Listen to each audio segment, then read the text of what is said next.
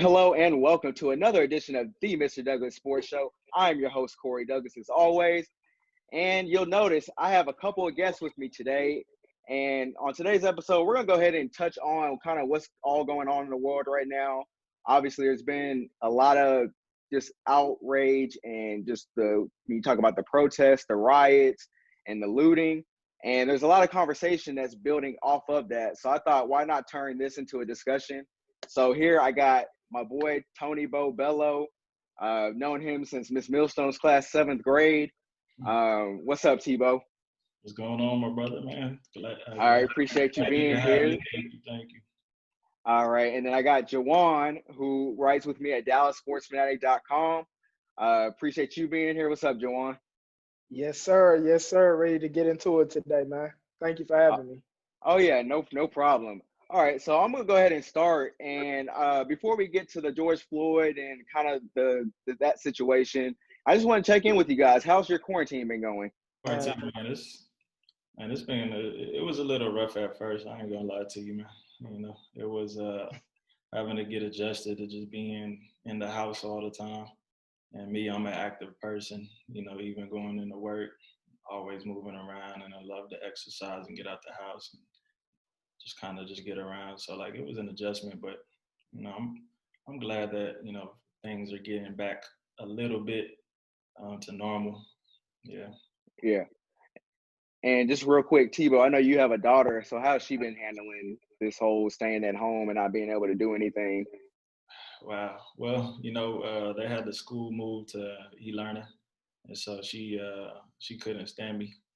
She went from I love you, daddy, to I can't wait to go back. This is ridiculous. You know, so like, but it was great. Like honestly, it was a blessing in disguise because I was able to just monitor her work and be so hands-on with her learning progress. And I feel for a lot of the kids who, you know, who don't have either parents that don't speak English, they don't have internet access. You know, there's a lot of things that their parents had to deal with, single mothers and things of that nature that won't be going on to the next grade. So, you know, I was actually thankful. Yeah.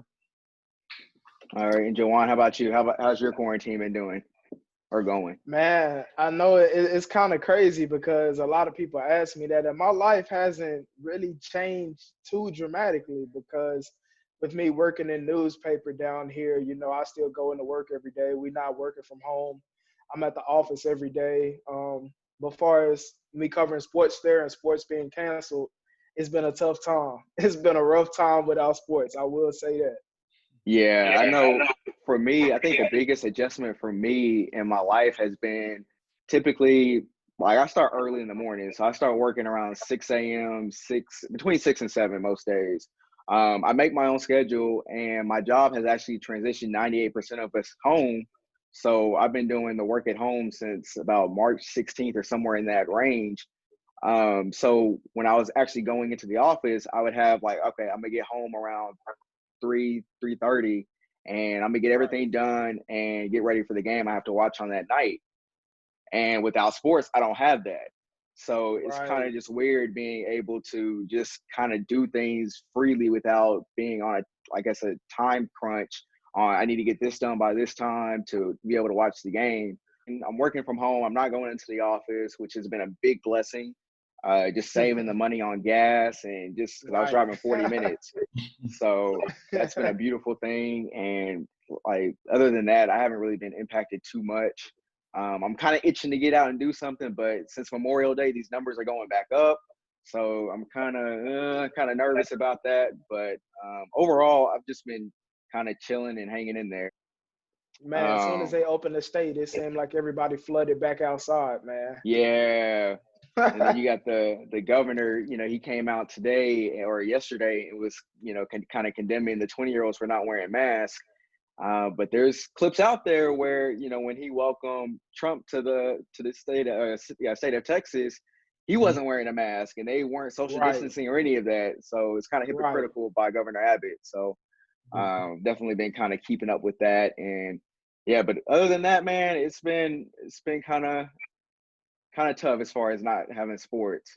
And then with everything else going on in the world, it's kind of turned the world upside down almost. Exactly. So speaking of what's going on in the world, obviously, May 25th, George Floyd was killed by Officer Derek Chauvin. Everybody saw the video where Chauvin had his knee on George Floyd's neck for 8 minutes and 46 seconds. Just overall, kind of what are your thoughts on that event with the three officers just standing there waiting, and then just the events that have happened since that day? Obviously, the actions by Derek Chauvin is unacceptable. It's been going on for too long.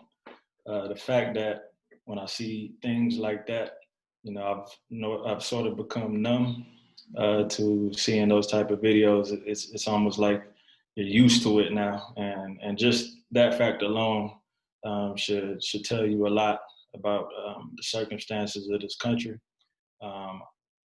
Just also the amount of time that it took for them to get Derek Chauvin in custody, that's unacceptable.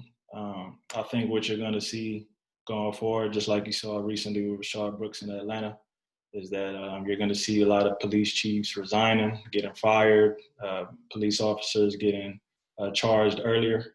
But I think that George Floyd case is setting precedent to what's going to happen in the future. But it's still something that I'm not over. That's it's going to take a while. Obviously, we see what's going on with the protests and the constant reminders around the country, as it should be, to be talking about it and discussing it daily. I think we actually should be continuing to talk about it up until the trial of Derek Chauvin, before, during, and after the trial, and make sure that we keep this dialogue open. I like what Tony said there about they set a precedent about what should happen in the future. Because when I first saw that video, it was numbing at first. It was numbing at first because we seen this time after time. Police officers, unarmed black men, black women, whoever it may be, and we seen these situations escalate to somebody dying. And I sat there and watched that video, and I try not to watch that type of stuff because, like he said, the fact that that type of stuff is numbing to me is really upsetting. That I can sit there and watch a black man die like that and go on about my day. Yeah, I'm upset about it, but I just sat there and just watched a black man die. But I think what really got to me is the fact when you get to the end of the video, you hear a grown man crying out for his mother before he took his final breath. And after I seen that, I was at work when I saw the video and I couldn't continue with my day. Like I really couldn't continue with my day. I had to go home.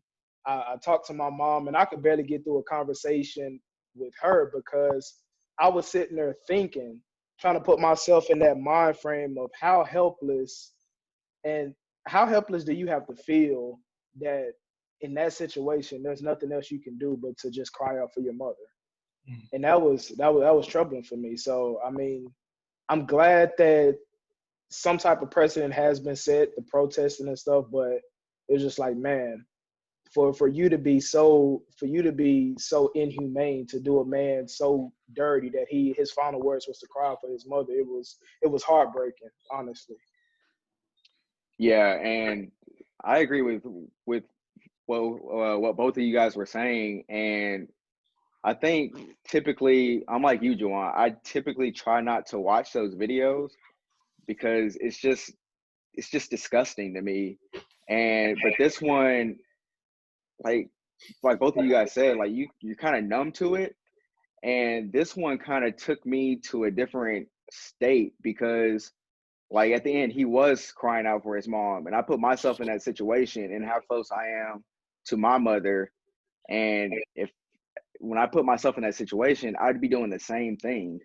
And just actually seeing a black man, just die like that, just at the hands of an officer when they're supposed to be there to protect, it's really disgusting and it's disheartening. And like I always tell myself, like, all right, try to avoid different situations and and try to like keep my head on, you know, the right path. But just knowing that's not enough, you know, a lot of times for these other Black men, it really takes me aback. And I think that's why you see all 50 states protesting. I think that's why you see 18 different countries protesting. And I know, TeyBo, you were at one of those protests in downtown Dallas. Can you just speak on that experience? It was an incredible experience, you know, because when you go to those type of events, you actually get to be a part of a mission. And I think everybody is understanding what the mission behind Black Lives Matter is. You know, even though there are some people who choose to ignore and try to use technicalities to emphasize that all lives matter. I think that's obvious. We all know all lives matter. But at the protests, you know, being a part of the Black community, seeing white people there, I think of the 1963 March on Washington and the impact that it had. 200,000 people showed up. You know, in that case, it was for jobs and freedom, and you felt that. You know, I saw a lot of older generation people driving by, doing this, you know, serious faces, and I think, you know, on a Sunday service, I listened to a sermon, and one of the pastor, he was alluding to how the transition.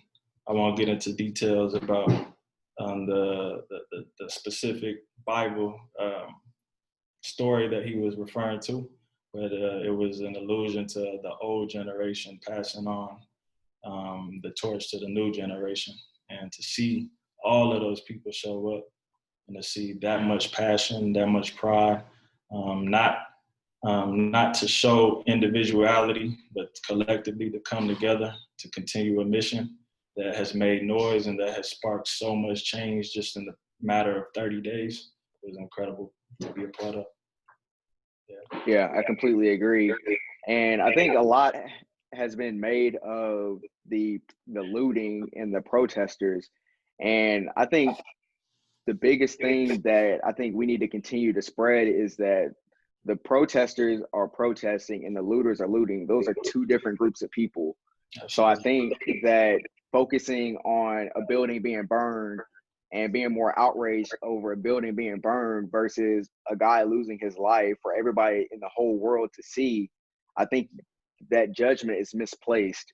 So I encourage everybody just to keep protesting, just stay focused on what's at hand and don't get into the kind of the childish, just blaming, and just know that we're fighting for something bigger than whatever they're talking about. Right. So I know, Juwan, you actually wrote a piece. I know you kind of spoke to it when you gave your initial thoughts on the seeing the video. And can you just walk us through that piece and kind of what was in your mind as you were going through and writing that piece? And tell them where you can find it. Yeah. So if you want to go to PalestineHeraldPress.com, the column is on there. Just search Juwan Lee, and it'll be one of the first things that pop up. But just to walk you guys through it, and I think I gave some context to it about how what really set me over the top was hearing how George Floyd cried out for his mother. And at that point, that day, when I went home and called my mom, I literally broke down. Because as men, we have this thing that we don't like to show too much emotion, especially in front of our mothers. We want to stay strong in front of women. We want to build up that that physique that we're the strength that can take care of them.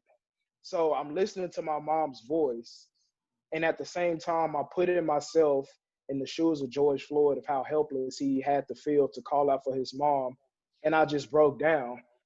I broke down because a couple weeks prior, I wrote another column about Ahmaud Arbery, the jogger who got killed by the McMichaels.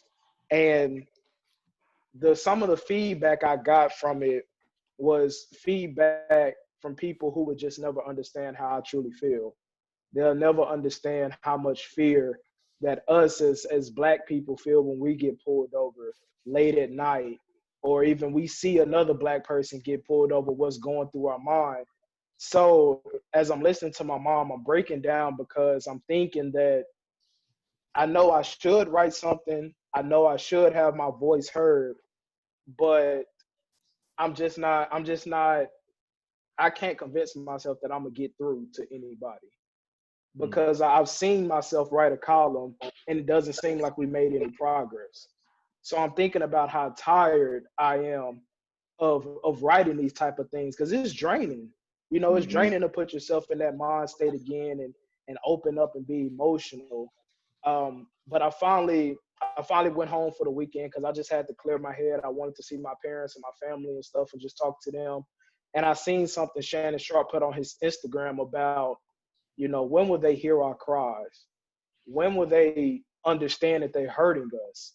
And as I sat there and watched Shannon Sharp be totally vulnerable for 10 minutes and to express himself, I realized that this platform that I was able to have by working at a newspaper, they're allowing me to write a column. I felt like I had a responsibility to George Floyd and all the previous people who were victims of police brutality to say something. So I'm thinking about my column the entire weekend, and I get back to work Monday, and I just let it all spill on the page. And what put a smile on my face is the incredible amount of positive feedback I actually received, not only from Black people, from white people, Hispanic people. I mean, it's other newspapers across the country online picking up my column, and I finally feel like we're making progress. I hate that this had happened to George Floyd, but to see it so real, to see it so brutal, so blunt on video like that, for somebody to have a knee in his neck for 8 minutes and 46 seconds saying, "I can't breathe, I'm about to die." I just felt like I had a responsibility to him to use my platform to have my voice heard. Yeah, and I think that's very important because as I was reading that article, I could feel the emotion coming through the page, and I was able to really relate to that because like I said earlier, like everybody that knows me or anybody that knows me knows how close I am with my mom, and Right. it just you can just feel that through your column. So I definitely appreciate that and appreciate you sharing it, and it Thank was you. really good. Thank you. I appreciate it. So let's go ahead and transition over to just I guess police brutality, I guess as a whole. Um, do you guys think that is more training or just straight up human decency, or kind of what do you think needs to happen for these cops to really, I guess, be held accountable and for them to stop doing stuff like this? Well, since 2015, the number of police fatal shootings of unarmed Black men has decreased slightly.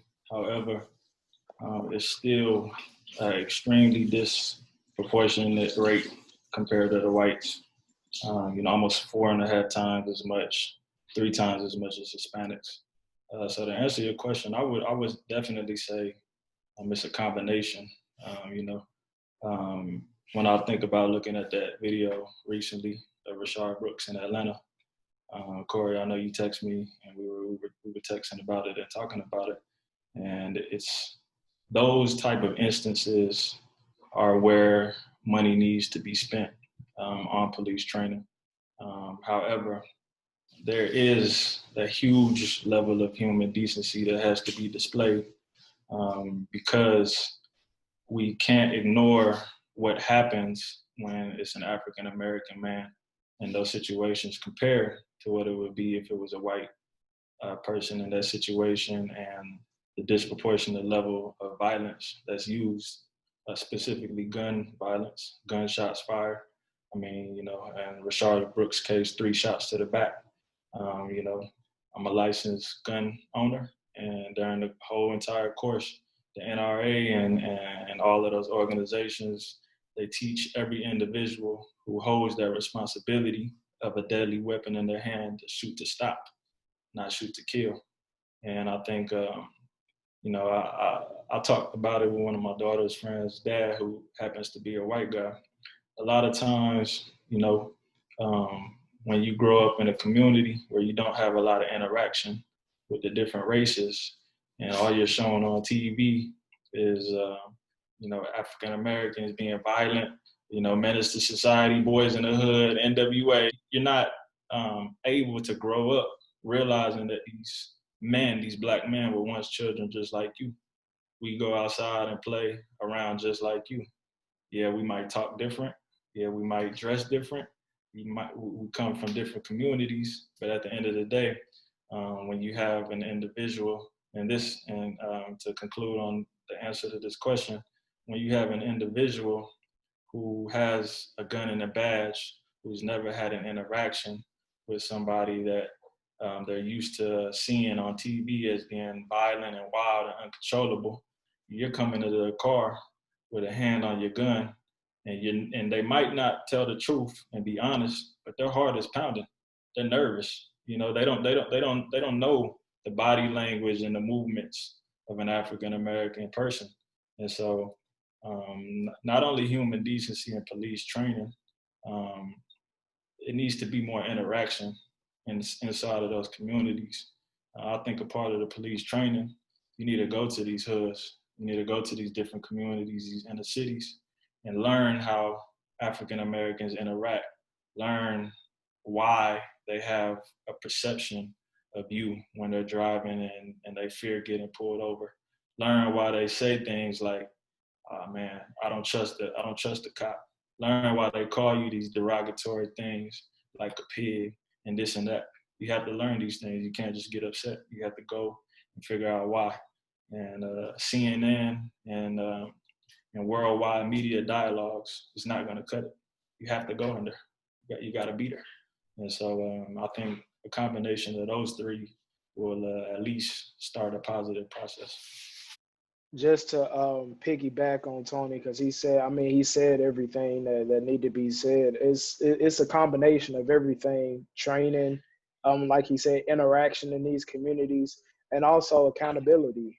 Um, anything we do in life, when we go into our job, we know if we mess up, we can be fired.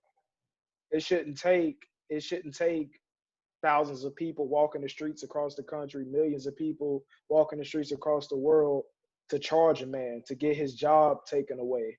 Like the situation that happened in Fort Worth with the young lady who got shot in her apartment complex. Mm-hmm. It shouldn't take constant outrage for us just to get results. It's all about accountability for me. So I believe if we can set this precedent that we have with George Floyd, that not only charge officers but get these officers convicted. Officers are getting charged, they're just not getting convicted. And I think once we finally start showing people that, hey, if you do wrong, there's a consequence for this. We just can't have you paid leave. We can't have you forced retired or anything like that. It has to be some type of accountability there. Yeah, and I think speaking to that accountability, I definitely want to mention Breonna Taylor, who was killed in her apartment while she was asleep in March. And those officers are still out there and Right. just still roaming the streets. So I think that's part that speaks to that lack of accountability that comes on police officers. And then you look at Derek Chauvin, look at his past. He has 18 complaints in 19 years. He was Right. never held accountable. When you watch the video, just look how at ease that Shaven was while he put his knee in Mr. Floyd's neck, because he wasn't expecting anything to come for that. And luckily, Knowing that he was on video.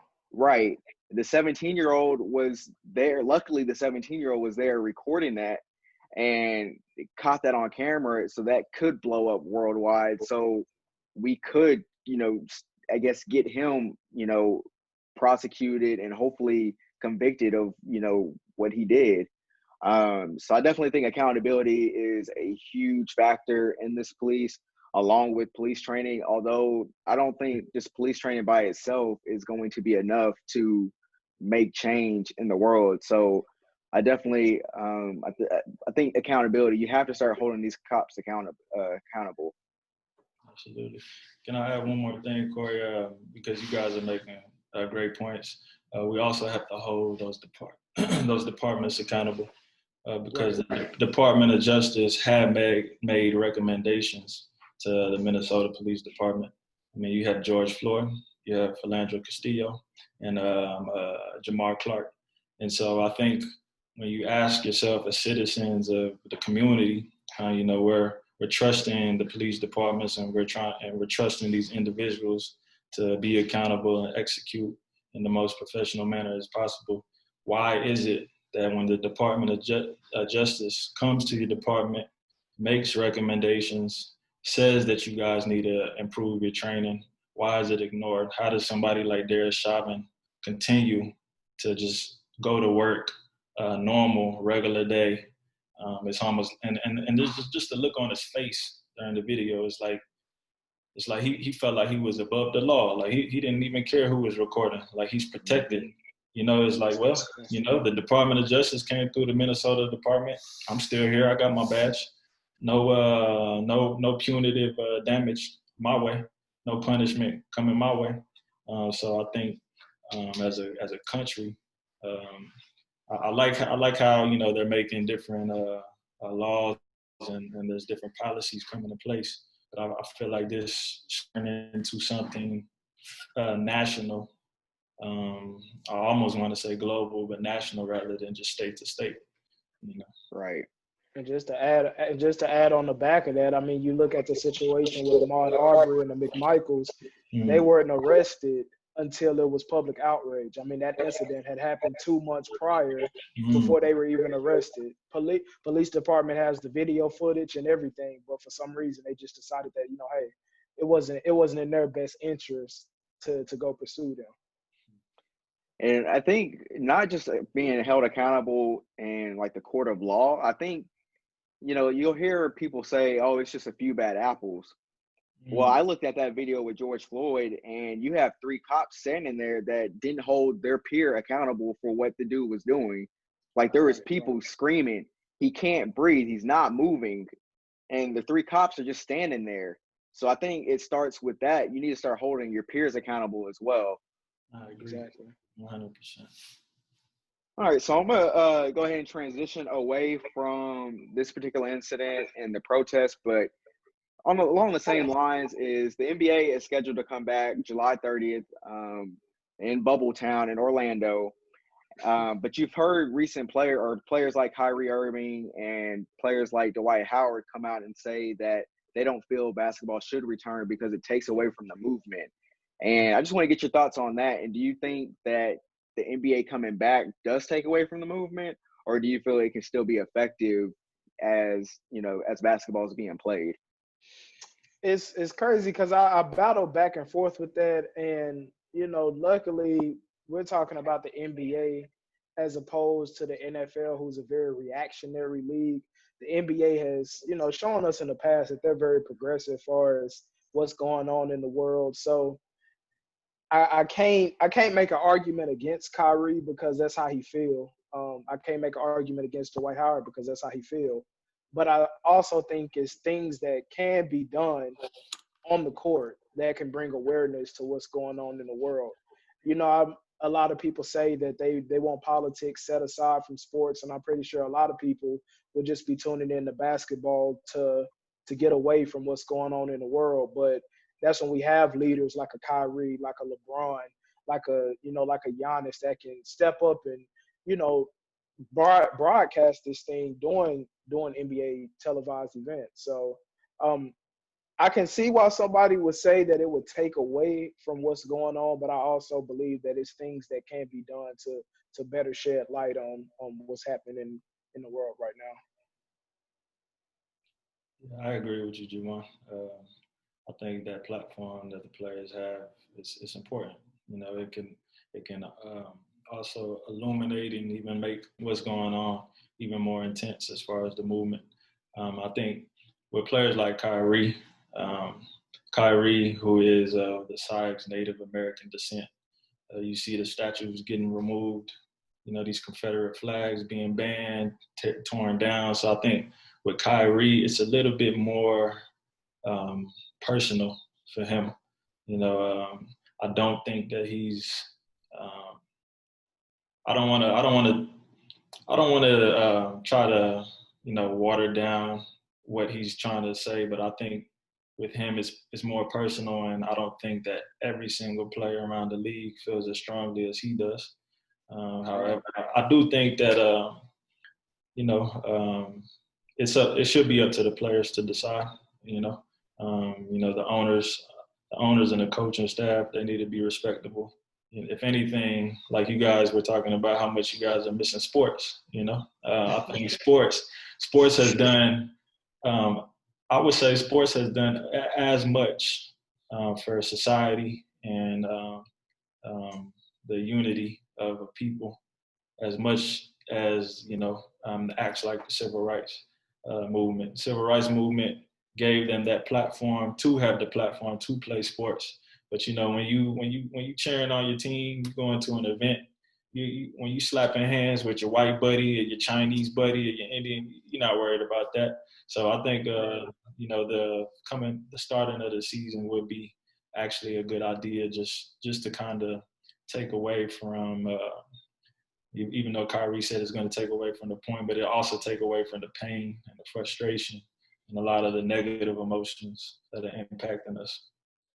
Yeah, and to kind of piggyback on what both of you guys were saying is that I like what Adam Silver's already came out and said, that he's all for players using their platform however they feel they need to use the platform to continue to further the conversation and further the movement, and not take away from the movement. So I know, Juwan, you mentioned the NFL, and I definitely think I could see a player in the NFL taking that stance more than a player in the NBA, because the NFL, until recently, they've kind of started, hey, put their hands up and we're going to back away from the situation. We don't want you kneeling. We don't want you protesting in any form. We don't want you speaking on this. So I definitely, I get where Kyrie and players like Dwight Howard are coming from, but at the same time, I think they're in the right league where they can further that conversation within the sport that they play. I definitely think that the NBA coming back will be definitely a good thing. And, I think as much as we need to keep the movement going and everything like that, we also need entertainment, and just to kind of not get away from it, but have a slight distraction for a couple hours a night. I think that's important. And just to add on that, when people were talking about why Colin Kaepernick was protesting during the national anthem, and their whole big thing was, don't do that on the NFL's time, go do that on your time. But it's 20 million people watching the NBA. It's 20 million people watching the NFL. It's not 20 million people tuned in to what Kyrie puts on his Instagram page.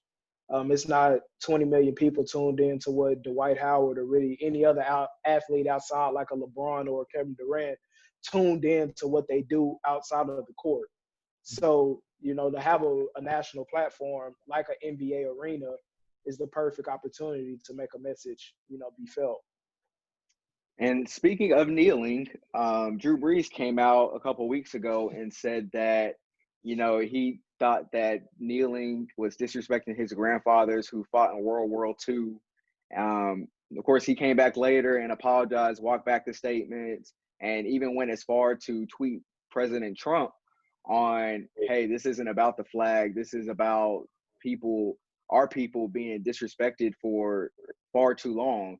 So I guess the direction I want to go with this is, are you buying Drew Brees has actually learned, or are you thinking he's just putting it out for just PR to kind of cover his ass, I guess you can say?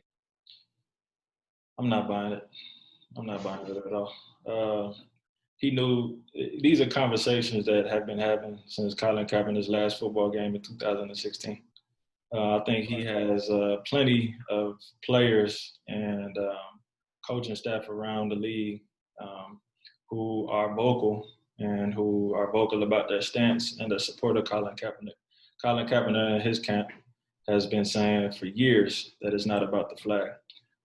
Since 2016, incidents are still occurring. For Drew Brees to come out and say that at one of the most sensitive times in American history. It was insulting. He should be ashamed of himself. I know he's felt the embarrassment. I know he's, I'm sure he has other players, and I know Shannon Sharp gave him a call and they had a conversation, and he must be feeling better about it, but he should honestly be feeling ashamed of himself for a long time. It was really disappointing to hear that from Drew Brees, and of course, none of us got personal connections to him like that. But you would think a guy that has immersed himself in the New Orleans community, that's a primarily Black community, would know better than that. But at the same time, you have to appreciate he said that, because what you never want to do is have a guy that supports you publicly, but privately he really doesn't feel that way. And I think what those comments did was, we know what side of the line Drew Brees stands on. And the thing that was most troubling about this is, when you ask people about Colin Kaepernick that oppose what he did, the number one takeaway they would have is, oh, he was disrespecting the flag. And it seems like through that entire time that Colin Kaepernick was protesting, we was having a constant argument of, it's not about the flag, it is about the flag. Oh, it's better ways to do this about the flag. We're over that, Drew Brees. We can't let you control the narrative of what we're doing right now, because time is up for that. We know what the narrative is right now, and we're dealing with police brutality. As far as, are we disrespecting the flag or not, we don't have time to waste on arguing with you about what our intentions are, because you should know better by now. Yeah, and I think it is very disappointing. Like you said, there's been conversations going on for years and years and years. And like you touched on, he's in a predominantly Black community. He's done a lot for that community. So for him to come out in that situation and go straight to his grandfather, and he wasn't even asked about that, a direct question about disrespecting the flag. He purposely went out of his way to touch on that point for his grandfathers. And he even went as far as to say, is I almost come to tears as he's putting his hand over his heart during the national anthem. Dude, no, that's not. We know exactly where you stand. So yeah, I'm not buying it, and I think it's going to be interesting to see how his teammates kind of handle that situation. I know they've come out and said, "Oh, I forgive him," but I think it's going to be different in that locker room. So, yeah, I definitely think we know where Drew Brees stands, and it's definitely disappointing. Oh, for sure, it's gonna be different. It's gonna be different in that locker room, because no matter what they say publicly, they know that's what was on his heart. They know that was the instant reaction he gave when they asked him that question. Exactly. The apology is nice that he was, at least sensitive enough to understand that he wasn't supposed to say that, so he gave an apology. But that's after you had hours upon hours to sit down and create an apology and get with your PR team. You had time to reflect on what you just said, instead of just speaking from the heart like you did when you made your comments. And then another thing I just want to point out, the first apology he posted on his Instagram, it wasn't on video. And then he uses these default white hand and default black hand touching each other. I mean, he just went about it. It was a corny way to go about the apology. And then he got backlash from that. So then he decided to release the video. So I'm not buying his apologies. And Drew Brees, he definitely needs to sit down and really research on what this is about and what we've been going through for 400 years. So, yeah, Drew Brees, he has to do better. Gotta do better, Brees. So, I don't know if y'all seen that thing. I don't know if y'all seen that thing on social media when somebody was talking about they almost broke their controller trying to hit stick Drew Brees.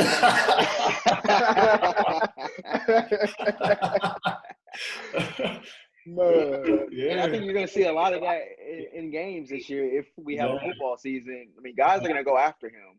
I know Za'Darius Smith from the Packers already posted on his Instagram like the date that they played the Packers in his week 3. So you better believe people are going to be coming after him. I remember the Titans when that lineman purposely missed the block. Yep. On some racist shit. Yeah. Brees, you might.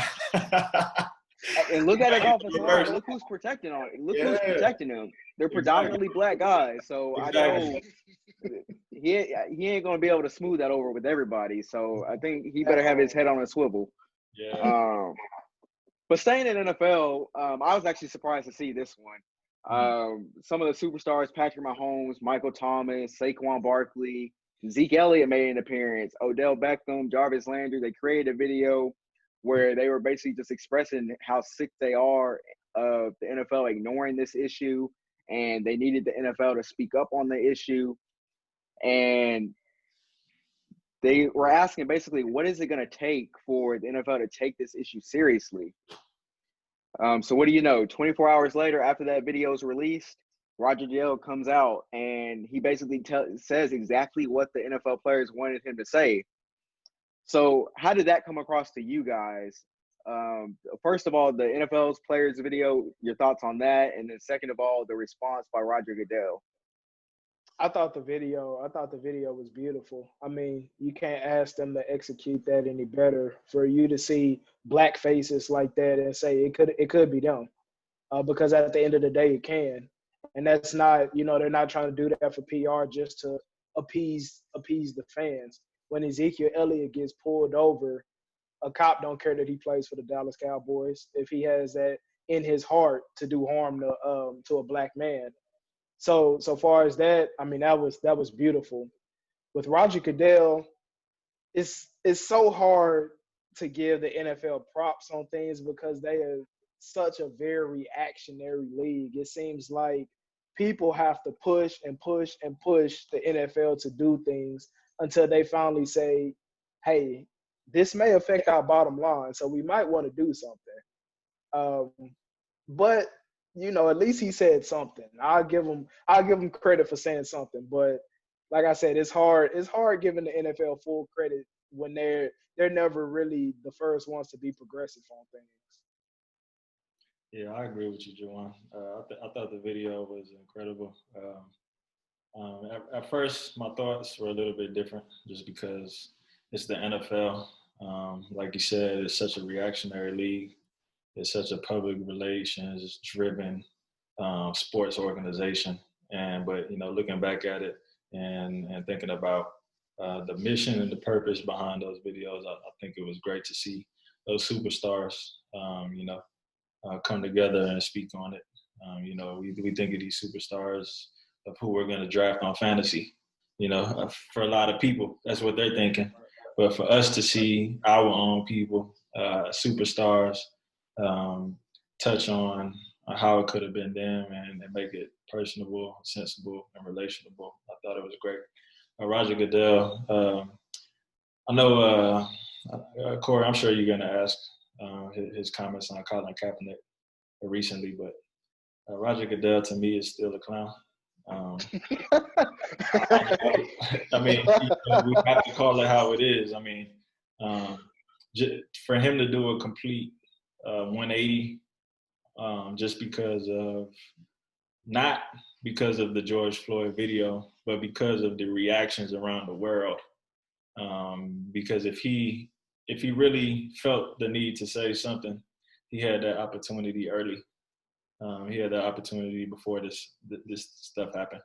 He had the opportunity after meeting with Jay-Z. He had the opportunity when Colin Kaepernick and his camp were trying to discuss what they were really trying to do, Eric Reed and players like him. So Roger Goodell, to me, he always will be. I don't want to call him a sellout because he doesn't really sell nothing.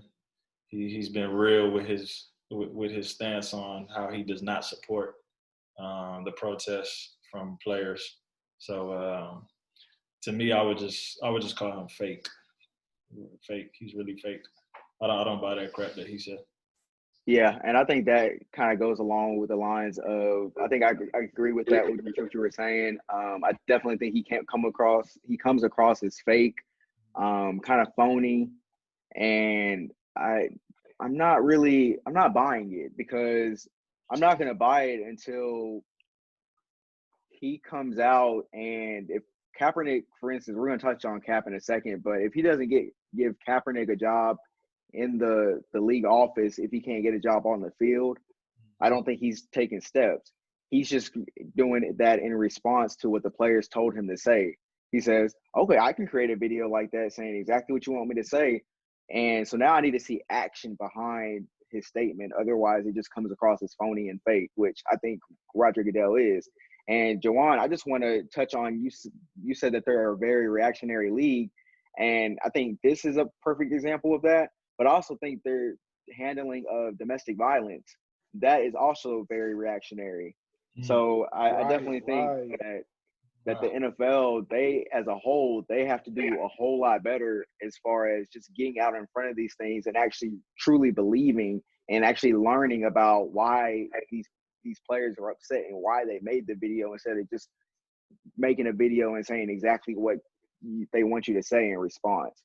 So I definitely think that's a huge issue in the NFL. It's always been an issue, and it starts with, Goodell, but then it also trickles down to the owners. And we're going to touch on Jerry Jones here in a second as well. But, yeah, I definitely think I'm not buying it, but I love that the players were proactive about doing that and calling the league out. And I was kind of surprised to see Zeke in the video, to be honest. When he popped up, I was like, Zeke? Yeah, I was a little surprised with that one too, honestly. Especially because it's an owner, man.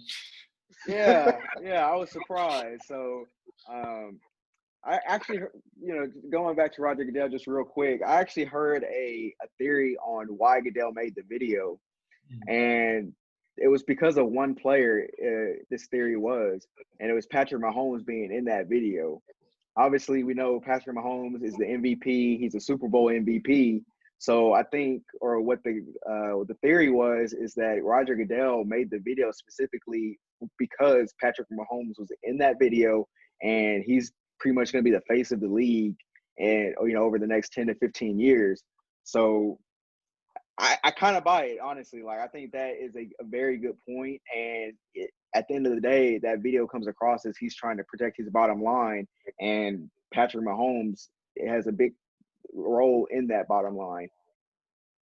That makes a lot of sense, honestly. I never even thought about it that way, but that actually makes a lot of sense. Yeah, absolutely, man. All right, so let's go ahead and move over to Kaepernick. We've touched on him a few times during this conversation. Pete Carroll came out this week and said that he regrets not signing Kaepernick before the 2017 season. So I guess there's two questions to go. You buying that? And then second of all, do you think Cap will be back in the league when the 2020 season kicks off this year, if it kicks off? Yeah, I'm buying it. The way that I'm buying it is it's a shame how I'm buying it, because what Pete Carroll is basically saying is, if I would have known that, another killing was going to happen, and there was going to be that this much reaction to it around the world, and how Roger Goodell was going to come out and say, I encourage the team to sign Colin Kaepernick, I would have signed Colin Kaepernick. I regret not signing him. So to me, yeah, I buy it. It's a true statement, but the audacity to say that, it shows the level of awareness that he has for the movement as well. Because had he been a part of the movement, he would have taken that chance and signed Colin Kaepernick. And I mean, he has an incredible quarterback in Russell Wilson, somebody who can turn off the noise surrounding his family, his team, a true leader. So to me, Pete Carroll should have made that move. Far as about the Pete Carroll thing, I echo everything that Tony said. Yeah, he is buying it because of everything that's happened now. Far as, do I believe if Colin Kaepernick would be back in the league this year? I don't know if I want to see Kaepernick back in the league this year as a quarterback. I wouldn't mind him being in a front office role, a league office role, as far as, something how they do with Jay-Z, multicultural type of thing where he can better bring awareness and use his talents that way. Because I think his message right now is past what he can offer on the field. And let's be honest, they don't want to give a black quarterback a fair shake. even though it's 3 years since has played, they'll still judge Colin Kaepernick like he was just on the field last season. So I think if Colin Kaepernick came back, that would just give ammunition to everybody that doubted him, and even to the NFL to say that, hey, look, this is why we didn't bring him back right here. I don't want to see Colin Kaepernick on the Jacksonville Jaguars and go 2-14. Just so we can hear all year about why Colin Kaepernick never deserved a starting spot in the NFL. I'd rather see him in a league office or a front office role where he can, generate these conversations, continue to generate these conversations that we need to have. Yeah, and I think as far as Pete Carroll's comments, I really only have one comment on that, and I think he was just saying that for PR. I think that in 2017, he wishes he would have signed him because that would have gave the Seattle Seahawks that exposure, because that would have been a national story. So I think he regrets not taking advantage of that situation, as heartless or as phony as that is. So yeah, he should have signed him, but it wasn't for the right reasons, I don't believe. And then I think I agree with Juwan. I hadn't thought about it at that level, or I guess that way. But I think him connecting with owners and really informing the owners about kind of what he stood for and what he was doing, what he was taking a knee for, I think that would show the progress that with the owners, having that conversation with the owners, because they really need to, I feel like they need to really put that in perspective and be able to really hear a man and where he's coming, a black man, and see exactly where he's coming from. So that way they can use that conversation to create more conversation and do more research and really learn about these situations that we've been going through for so long. So yeah, I definitely think I would rather see Cap in a league office role. Right. Speaking of those owners, Jerry Jones. y'all own. Oh, golly. So first, the Cowboys, while Jerry Jones hasn't officially released a statement himself, the Dallas Cowboys Twitter account did release a video. It was about 2 minutes, and I'm gonna go ahead and share my thoughts. I thought that was a crock of shit. I think it was fake. I think it was old. I don't think that because when I look at the video, did you guys notice who was in the video? Yes. All right, so Byron Jones was in that video. Mm-hmm. Byron Jones is no longer a Cowboy. How Byron Jones was in that video, this is recent. Byron, come back from Miami. We need you right quick. Right. I don't think that happened. So first, I think that video came across as fake. And then, did you notice who wasn't in the video? Jerry Jones was not in the video. Yeah, right. So it just comes across as tasteless. It comes across as fake. I mean, like the NFL is just it thrives off just fakeness, and I think that's all that video was. And then just Jerry Jones, he's disgusting at this point. Just to go ghost on this type of situation when anything else that goes on related to the Cowboys or anything else in the world, he can't shut up. You can't shut Jerry Jones up for anything. Mm-hmm. But then when a topic is this important, he's gone, missing. So I think that's a huge problem. But like, just go ahead and share your guys' thoughts, because that's really all I have to say about that. I think it's disgusting on Jerry Jones's part. Again, it's one of them things that is disgusting, but you have to appreciate that it's happening, because we know what side of the line everybody is on. And in these times, it is no gray area. For lack of a better words, it's black and white right now. It's very black and white. You either hear or you hear. Mm. You either for it or you against it. Mm. And for Jerry Jones, like you said, anything else that goes on in the world, he is right there. You can find Jerry Jones on 105.3 The Fan. You can find him online on the Cowboys website, live streaming via Zoom. However you need to get in contact with Jerry Jones, he is right there making his opinion known on everything else in the world. On stuff he probably has no business doing. Exactly. I mean, he might even come tell you about something that a coaching play. Jerry Jones, you're not the coach. We don't need to hear about coaching plays from you. Right. Everything that he wants to put his nose in, he puts his nose in. So for him to go ghost on this situation after the fact that when we had those protesting going on, and he told us directly, he told his players, if you are to play for the Dallas Cowboys, you will toe that line. I bet not see you kneel. And when we kneel, we're going to kneel as a team, and that's all I want to hear from you. That's it. I don't want to hear anything else. I kneeled once. You got me once. I don't want to hear anything else from him. So for him to go ghost on this situation, it just shows what side of the line he's on. Absolutely. I'm going to piggyback on both of you guys because, Corey, we talked about this before, and to combine what Juwan just said, even at the time when they did decide to knee, it was before the game. Was it during the anthem? Right. It wasn't close to the anthem time, you understand? So here's his public relations stunt. Juwan, you had talked about players not wanting to mix politics in sports. And now I see Dak Prescott coming out and donating what he did and speaking on the police violence. So to me, I'm glad he did. I agree with you. It's needed. It's for the cause. But Dak Prescott as a leader, I thought that was hypocritical. Bill O'Brien came out and said he's going to meet with the players. Here's some fake. You think it's fake too, Corey? Yeah. He may be trying to save face in Houston. Houston don't like him right now. Oh, okay. Yeah, he traded. You guys schooled me because I was naive to it, man. I'm like, wait, hold on. 4 hours down south. This guy meeting with the players, but but back to that Jerry point, man. I agree with both of you guys. He's revealed timeless amount of times what side he's on. It is black and white, and for him to go ghost, I think he has just as much as a platform and as he's just as powerful as Roger Goodell, the commissioner, if not more. So I think Jerry Jones' voice would speak louder than anybody else's in the league.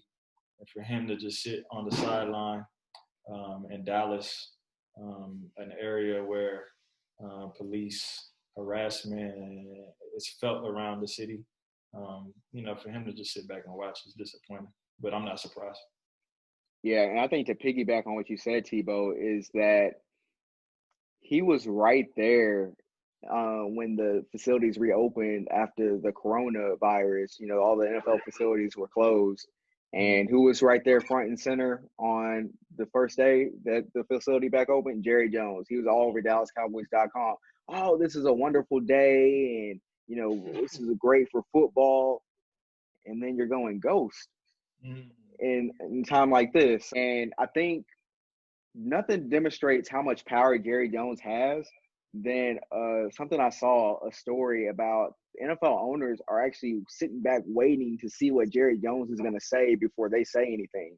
I believe there's only one NFL owner that has spoken out at this point, and that's the owner for the Baltimore Ravens, because he said that he felt like he would be a hypocrite if he didn't speak out in this situation. So I think that just demonstrates how much power Jerry Jones has. And at this point, we need to hear his voice. You got to say something. We need to hear about conversations you're having behind the scenes with players, or just something out there to show that you're not really against a lot of these guys that you pay a lot of money to, and, to help your bottom line.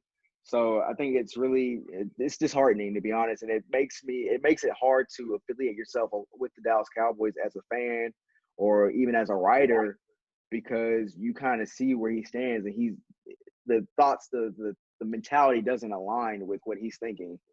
So I think that's what's so disappointing about that video that they released, because the whole time that this was going on, I'm thinking that, okay, Jerry Jones hasn't made a statement, Stephen Jones hasn't made a statement, the team hasn't made a statement, because they're working behind the scenes to get something done.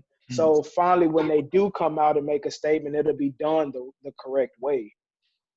So to see a video like that, along with the owner not saying anything, it's like they just shoved the video just to say, here you go.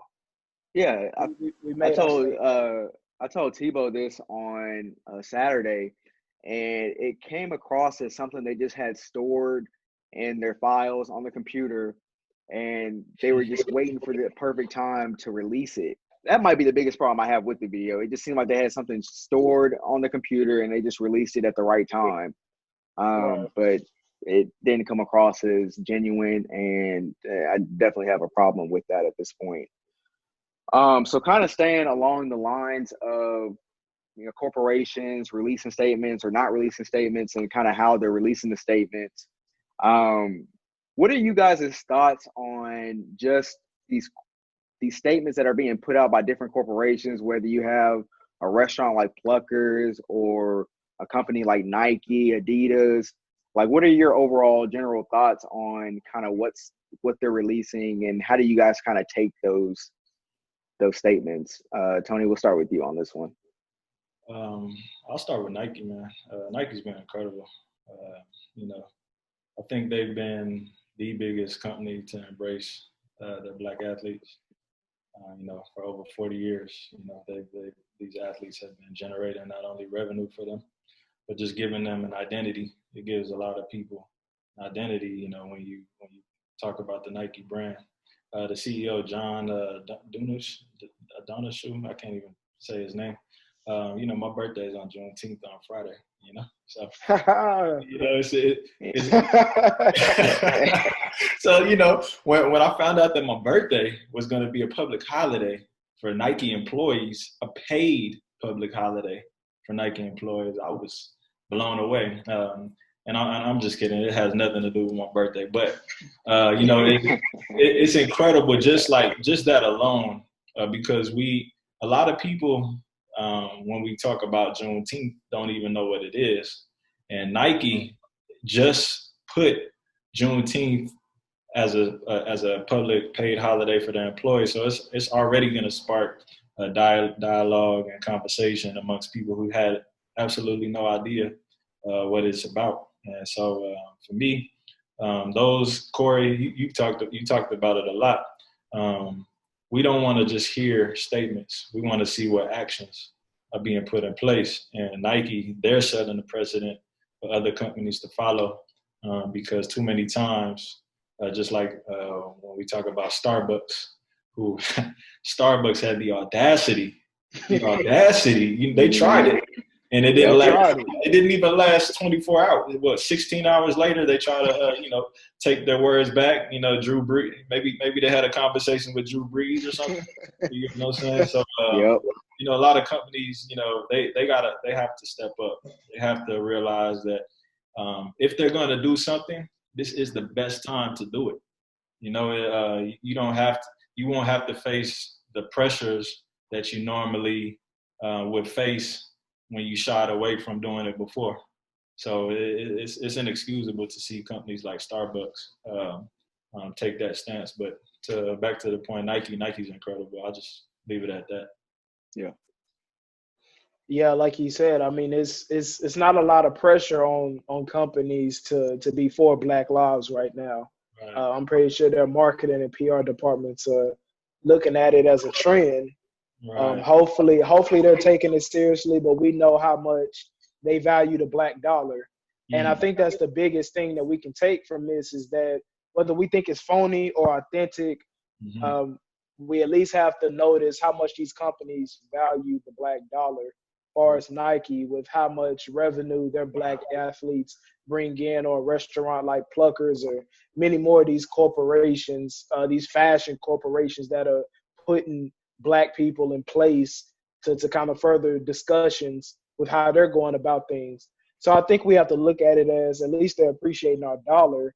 But what I also want to mention is, I don't know if you guys seen it on Facebook about the DFW Black Restaurants page that they have now. It's like over 300. It's like over 300 restaurants. It's up to almost 200,000 members right now, and it's just a long list of Black restaurants.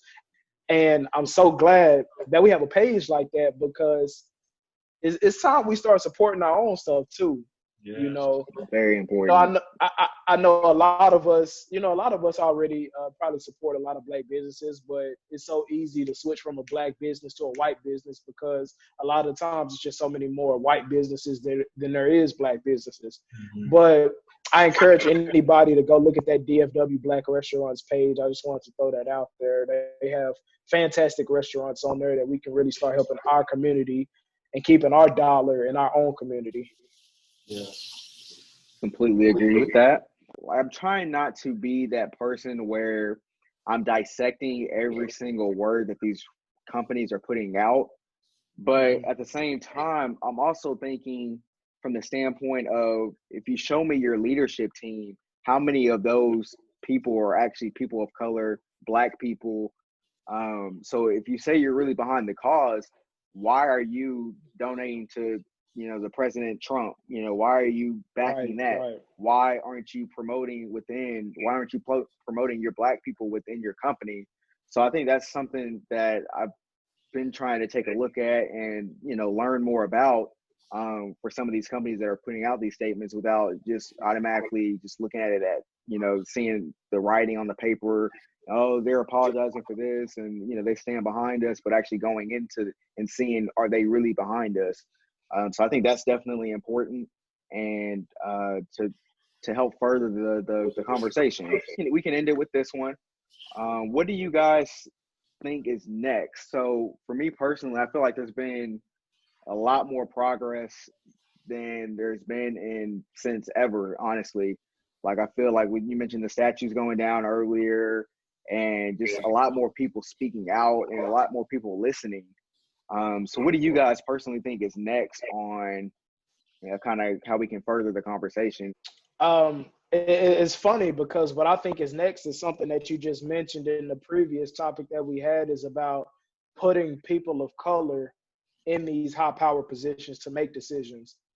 Because, we've seen the companies apologize to us. We've seen them donate X amount of dollars to a certain amount of causes. But what are you doing internally to make sure that after, our Black Lives Matter movement, for a lot of people, after that trend ends, how do we keep furthering this discussion?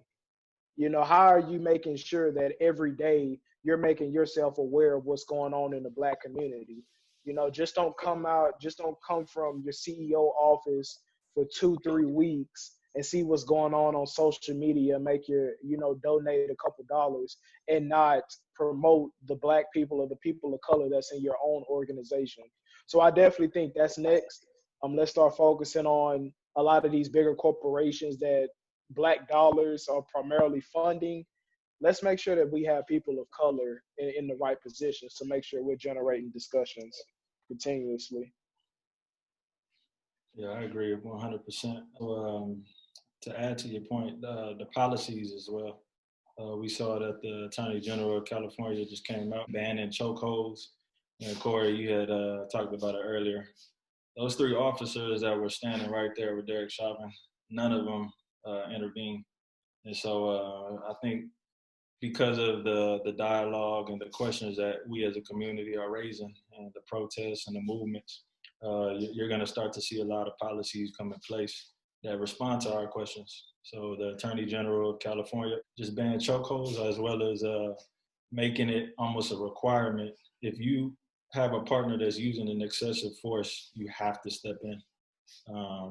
These things, we not just unarmed Black men. We're talking about homeless, sick people out in these streets. How do we react? How are our police reacting?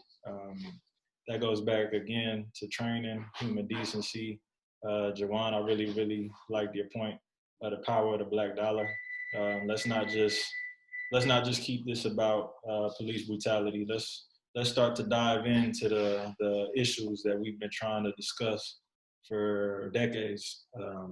Economics, all these donations are going to these police departments. That's great and all for training. But what about the dollar that's going into the Black community, that's creating jobs for these individuals to have, so that they're not found in a situation to where, they're just on the street, just standing, or walking somewhere with some Skittles and getting attacked. You understand? So we have to do a better job pressuring these people to do something about the poor conditions that are affecting our inner cities. education-wise. I used to work for Uber back in 2017, and it was a subsidiary of Uber. Well, before I started going to work for Uber, Uber was one of the hottest companies in the entire world, but they were being pressured by the media and they were being pressured by the community to release their demographic reports because Uber and a lot of companies out in San Francisco and a lot of big corporations had a history of not hiring African Americans, not hiring women, not hiring a certain type of demographic. Well, what they did was they created a subsidiary called Exchange Leasing that I went to go work for, and they hired majority African Americans to inflate their numbers. So it goes back to Corey's point. Who is doing this for real and who is just doing this, to Juwan's point, to make it a trend, to say that we're doing these things. So I think we have to just continue to protest, continue to talk, continue to speak up, continue to support Black businesses like Juwan was talking about. And we have to be more responsible with our dollar as well. We have to be more responsible with how we carry ourselves, how we react in certain situations. And we have to, go out and vote, get involved with the community, and be impactful that way. Yeah, I completely agree with all those points you guys just made. And guys, that's going to wrap it up. I definitely want to thank you guys for taking the time out. Tony, Juwan, I appreciate you guys. And until next time, this does it for the Mr. Douglass Sports Show. Thank you, Corey. Pleasure, Juwan. Yes, sir.